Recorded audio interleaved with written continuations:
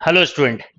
आज की क्लास में मैं जो आपके साथ डिस्कस करने वाला हूं वो एनटीएसी का मेंटल एबिलिटी टेस्ट वाले पोर्शन का पार्ट डिस्कस करूंगा। ये एक्चुअल पेपर है। सबसे पहले मैं एनटीएसी के बारे में बता दूं और 9th 10th क्लास क्यों इंपॉर्टेंट है और एनटीएसी क्यों देना चाहिए आपको वो भी बताता हूं। फिर पेपर डिस्कस करेंगे, इसमें एक एक टाइप को कवर करेंगे और छोटे छोटे सेशन रहेंगे पर बहुत यूजफुल सेशन रहेंगे। नंबर वन, अगर मैं बात करूं मेंटल एबिलिटी टेस्ट का मतलब है कि मेंटली आप कितने स्ट्रांग हैं।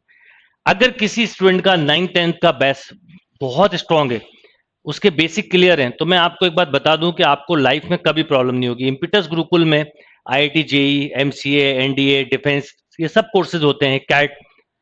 और जो मेरा अपना अनुभव है वो ये बताता है या एक्सपीरियंस कि अगर किसी बच्चे के 9th 10th के बाई चांस कंसेप्ट क्लियर नहीं है या 9th 10th अच्छे से पढ़ा नहीं है तो उसको आगे प्रॉब्लम आती है। तो अगर आप ये दो क्लासेस बहुत अच्छे से पढ़ते हैं, एनटीएससी का एग्जाम, ओलंपियाड का एग्जाम, ये सब एग्जाम्स अगर आप देते हैं तो आपका एक स्ट्रांग बेस बनता है और इस बेस के वजह से आपको आगे जाके सपोज आप आईआईटी में जाना चाहते हैं, मेडिकल लाइन में जाना चाहते हैं, लॉ लाइन में जाना चाहते हैं, उसके बाद हो सकता है आप कैट करें, एमसी एंट्रेंस करें, बैंकिंग, सिविल सर्विसेज, ये सब। पर इन सब का अगर ओरिजिन देखें तो वो है 9th 10th का स्ट्रांग बेस। तो अगर आप 9th 10th के स्ट्रांग बेस के साथ पढ़ाई करेंगे तो आपको कभी प्रॉब्लम नहीं आएगी। तो एक चीज मैं बोलना चाहूंगा कि इस चैनल पे आने वाले दिनों में केवल 9th 10th की सिलेबस को हम टारगेट नहीं करेंगे, 9th 10th के सिलेबस के साथ किस ढंग से कॉम्पिटिटिव एग्जाम में प्रिपरेशन करना चाहिए, आगे इसका अगर आप सपोज जेई में जाते हैं तो कैसे 9th 10th का फाउंडेशन बनाए, सपोज आप मेडिकल लाइन में जाते हैं, सपोज आप आर्ट्स कॉमर्स लाइन में जाते हैं या आगे जाके आप मैनेजमेंट लाइन में जाते हैं, सिविल सर्विसेज में जाते हैं, तो आपके पढ़ने के तरीके में क्या क्या चेंजेस आना चाहिए, ये भी एक इंपॉर्टेंट चीज है। तो ये चैनल आपको बहुत सारी चीजें बताने वाला आने वाले दिनों में। तो आप हर एक सेशंस को बहुत ध्यान से देखिए और हर सेशन आपके लिए इंपॉर्टेंट होगा। और जब हम 9th 10th, जैसे अगर मान लीजिए मैंने कुछ क्वेश्चंस लिखे हैं, ये सीरीज के क्वेश्चन आप आगे भी जब कोई एप्टीट्यूड बेस्ड एग्जाम देते हैं, लाइक कैट का एग्जाम देते हैं, यूपीएससी का एग्जाम देते हैं, कैंपस प्लेसमेंट का देते हैं, वहां पर भी आते हैं। बस डिफरेंस क्या होता है, 9th 10th में बेसिक है, वहां पर थोड़े लेवल बढ़ जाते हैं।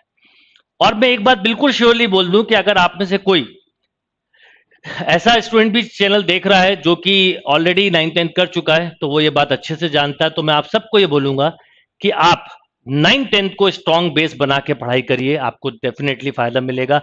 अब बात करते हैं एनटीएससी। एनटीएससी एक ऐसा एग्जाम है जो क्लास 10th में बच्चे देते हैं और इस एग्जाम की दो स्टेज होती है, स्टेज 1 और स्टेज 2। नंबर वन, स्टेज 1 में स्टेज वाइज एग्जाम होता है, हर स्टेट अपना अपना करता है। जैसे मैंने ये एमपी स्टेट का पेपर लिया है, पर लगभग सिमिलर पेपर होते हैं। और इसको क्वालिफाई करने के बाद स्टेज 2 होती है और उसको जो बच्चे क्वालिफाई करते हैं उनमें से 1000 बच्चों को जब तक वो एजुकेशन कर रहे हैं स्कॉलरशिप मिलती है।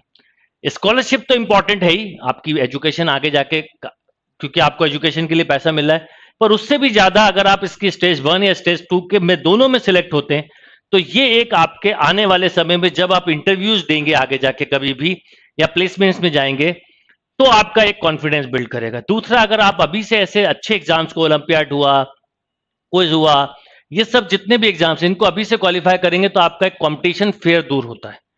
तो मैं हमेशा आपको ये बोलूंगा कि अच्छा बेस बनाइए, अच्छे कंसेप्ट बनाइए, अपनी क्लास में रहते हुए सब एग्जाम दीजिए। स्कॉलरशिप हो सकता है कई बच्चों के लिए इतनी इंपॉर्टेंट ना हो, पर इस एग्जाम की रेपुटेशन, इस एग्जाम के वजह से जब आप कभी यूपीएससी के इंटरव्यू में बैठे हो, जब कभी आप पीएससी के इंटरव्यू में बैठे हो, कैट के इंटरव्यू में बैठे हो, तो आपको इस चीज का बहुत बेनिफिट मिलता है। ये ध्यान रखिए किस तरह के क्वेश्चंस आते हैं, कैसे करना है, क्वेश्चन टफ नहीं होते। आपको थोड़े से, मतलब मैं कुछ पेपर आपसे डिस्कस करूंगा और मैं बिल्कुल श्योरली बोल सकता हूं कि आप मेंटल एबिलिटी के क्वेश्चंस को बहुत क्विकली सॉल्व करना सीख जाएंगे।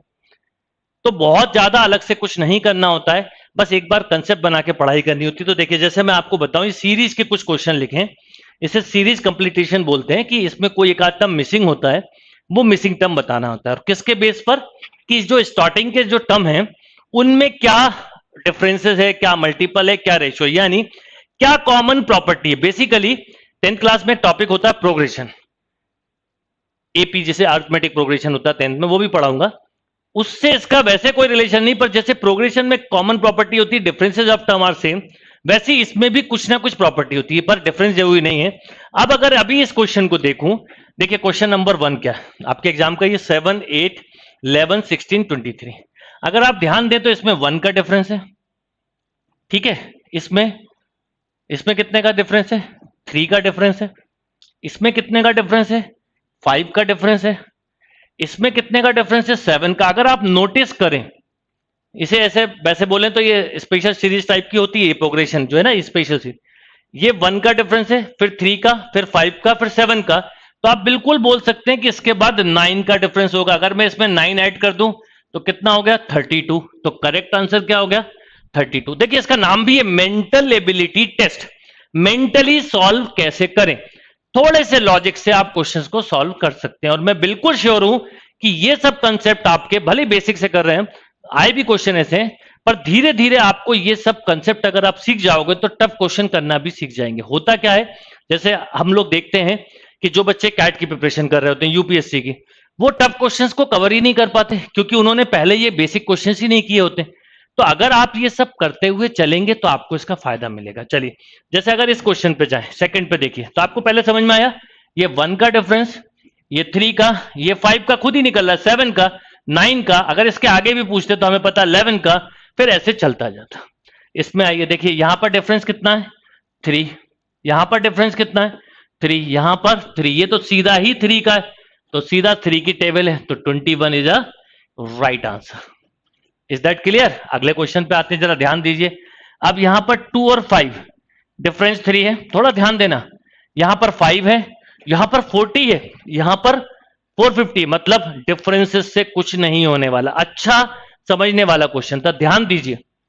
अगर आप इन दो टर्म का मल्टीप्लाई करो 2 इंटू 5 तो क्या होता है? 10। मतलब फर्स्ट 2 टर्म का multiply equal to third term. इन दो का मल्टीप्लाई करो बच्चों 50, यानी अगले 2 टर्म का मल्टीप्लाई नेक्स्ट टर्म। इन 2 टर्म का मल्टीप्लाई करो, अभी मैं लॉजिक से ही बताऊंगा, कई क्वेश्चन ऑप्शन से हो जाते हैं। 500, देखो 500 है। इन 2 टर्म का मल्टीप्लाई करो, ये हो जाएगा 2500। अच्छा, वैसे इसके ऑप्शन देखे तो एक ऑप्शन था 5 जो पहले ही दिया था, हो ही नहीं सकता। एक ऑप्शन था 10, वो भी नहीं हो सकता था। 50 तो बचता यही, बट फिर भी आया कैसे ये भी पता होना चाहिए ना हमको। ऐसा नहीं कि हम केवल क्वेश्चंस को कर लें, हर चीज को क्लियर करते हुए चले। तो ये समझ में आया, लगभग every year 8 to 10 question series completion के होते हैं, फिर कोडिंग डिकोडिंग्स के होते हैं। ऐसे में आपको एक एक टाइप्स कवर करते हुए चलूंगा। इन सेशंस का फायदा यह होगा कि आप मेंटल एबिलिटी पे भी कमांड बना पाएंगे और एनटीएससी के एग्जाम में आपको धीरे धीरे कॉन्फिडेंस आएगा। नॉट ओनली मेंटल एबिलिटी, इसके मैथ्स का जो सेक्शन होता है, सेट जिसे बोलते हैं, उसमें सारे सब्जेक्ट होते हैं, फिजिक्स, केमिस्ट्री, मैथ्स, उसके भी मैथ्स के क्वेश्चंस किस ढंग से हैंडल करना है ये मैं आपको बताऊंगा। चलिए अगले क्वेश्चन पे आते हैं। ये क्लियर? यहां पर डिफरेंसेस सेम नहीं, इसलिए मैंने बोला ना, ये प्रोग्रेशन से रिलेटेड नहीं है, पर कंसेप्ट बना सकते हैं कि any one common property in given series, कोई ना कोई एक प्रॉपर्टी होगी, उसके बेस पे आप आने वाले टर्म लिख सकते हैं कोई भी। तो आपने देखा ये डिफरेंस नहीं है, पर इनका मल्टीप्लाई ये है, इन दो का ये है, इन दो का ये है, ऐसे मिलते जा रहे हैं। अब यहां आओ, देखो 3 2 जा 6, 6 3 जा 18। देखो 3 इंटू 2 करा तो 6 मिला, 6 इंटू 3 करा तो 18 मिला, 18 इंटू 4 करा तो 72 मिला, तो 72 इंटू 5 करोगे ऑब्वियसली तो क्या मिलेगा? 360। ये देखिए ये दिया हुआ आंसर 360। क्लियर हो नॉट? क्या करा आपने? मल्टीप्लाई किया, पहले 2 का, फिर 3 का, फिर 4 का, बस इसी से लॉजिक बनता है। तो आप 5 का करोगे, फिर 6 का करोगे, फिर 7 का करोगे। नेक्स्ट पे आते हैं, देखिए ये है 2 6 12 20। अगर इसमें डिफरेंस देखें 4 है, हर क्वेश्चन देखो थोड़ा थोड़ा अलग है। इसमें देखें 6 है, इसमें देखें 8 है। ये क्वेश्चन 1 की सिमिलरिटी है, इसे स्पेशल सीरीज बोलते हैं। अब सोचिए कि क्वेश्चन मैट का है, स्पेशल सीरीज पे बेस्ड है। और मैं आपको एक बात बिल्कुल श्योरली बता दूं कि ये जो यहां पर सेशन मिलने वाले हैं आपको, ये फोकस 9th 10th नहीं, 9th 10th के साथ साथ हायर लेवल पे किस ढंग से टॉपिक्स को पढ़ना चाहिए इसको भी एक्सप्लोर करेंगे। तो ये आपको लिए बहुत इंपॉर्टेंट चीज है। अब देखिए, अब इसके बाद आपको पता है 10 होगा, तो 10 होगा तो मतलब 30, 10 होगा तो कितना? 30, राइट?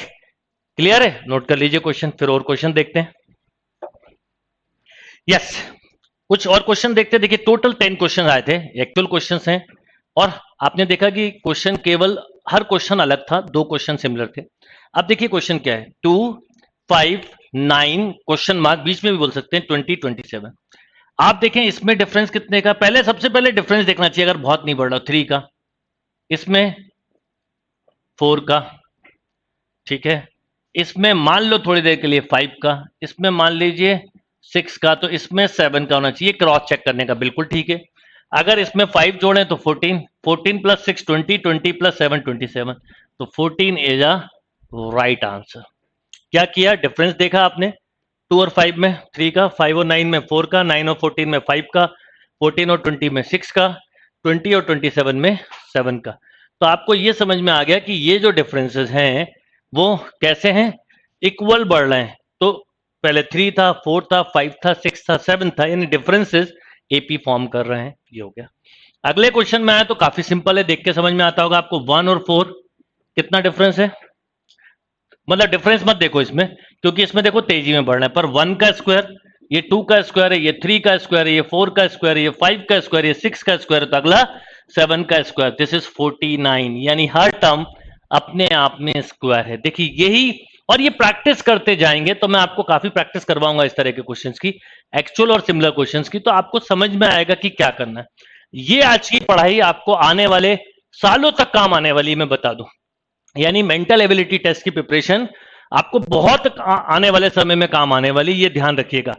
चलिए तो यहां देखिए फिर से, 1 का स्क्वायर, 2 का स्क्वायर, 3 का स्क्वायर, 4 का स्क्वायर, 5 का स्क्वायर, 6 का स्क्वायर। यहां आओ जरा, अब देखो इस क्वेश्चन में डिफरेंसेस 10, और देख के समझ में आ रहा है ना, ऐसा नहीं, पर 5 इंटू 3 15, 15 इंटू 3 45, थोड़ा से लॉजिक से 45 इंटू 3 135, तो 135 इंटू 3 तो 300, 405, देखो ये दिया 405। अच्छा लॉजिक से आप पूरा मल्टीप्लाई ना करें तो भी बता सकते हो, 3 5 या 15 का 5, एंड में 5 आना चाहिए एक ही में, तो ये 3 हो ही नहीं सकते।